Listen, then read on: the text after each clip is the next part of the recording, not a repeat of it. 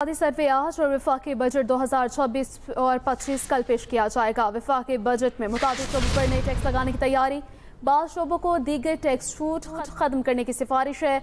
IMF के दबाव पर ज़रिए आमदन को टैक्स नेट में लाने का इम्कान। ज़राए के मुताबिक डिजिटल प्लेटफॉर्म्स और फ्रीलांस आमदन पर टैक्स लगाने की तजवीज़ है। तनख्वाहदार तबके को 10% रिलीफ, पेंशन में 5 से 7.5% इजाफे की तजवीज़ है।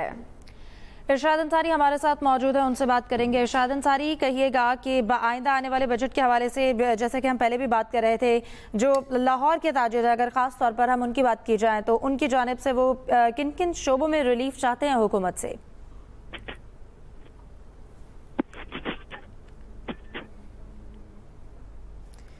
इरशाद, आप हमारे साथ मौजूद हैं? इरशाद अंसारी से इस हवाले से बात करेंगे। इक्तिसादी सर्वे आज और विफाकी बजट 2025-26 कल पेश किया जाएगा। विफाकी बजट में मुतादिद शोबों पर नए टैक्स लगाने की तैयारी भी है।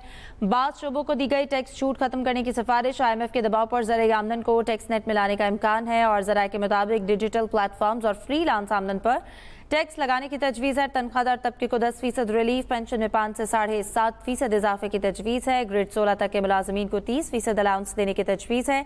एडहॉक रिलीफ अलाउंस को बुनियादी तनख्वाह में जम करने पर गौर। खाद, कीड़े मार अद्वियात और बेकरी अशिया पर टैक्स आयद करने की भी तजवीज़ है। साबिक फाटा रीजन को हासिल टैक्स छूट खत्म, फाटा में 12% टैक्स आयद करने की सिफारिश भी कर दी गई है। शेयर्स और प्रॉपर्टी पर कैपिटल गेन टैक्स की शरह बढ़ाने की भी तजवीज़ की गई है, जबकि बैरून मुल्क से फ्रीलांस आमदन पर टैक्स लगाने की तैयारी कर ली गई है।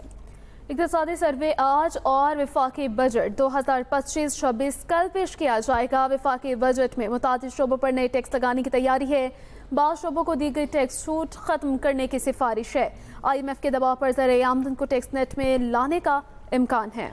इरशाद अंसारी, अगर आप हमारे साथ मौजूद हैं तो बताइएगा आपके, अगर तवानाई के शोबे की बात की जाए तो वहाँ पर जो जारी गर्दिश कर्जे हैं उनको हल करने के लिए कोई ठोस मंसूबा पेश किया गया है? बिजली के निर्खों पर इससे क्या असर पड़ेगा? जी देखें, डेफिनेटली इससे बिजली के निर्खों पे जो है वो मसबत असर पड़ेगा। बिजली की कीमतें जो है वो कम हो सकेंगी कि अगर बिजली की पैदावारी लागत जो है वो कम होती है तो उससे डेफिनेटली जो है वो बिजली सस्ती होगी और आवाम को रिलीफ मिलेगा।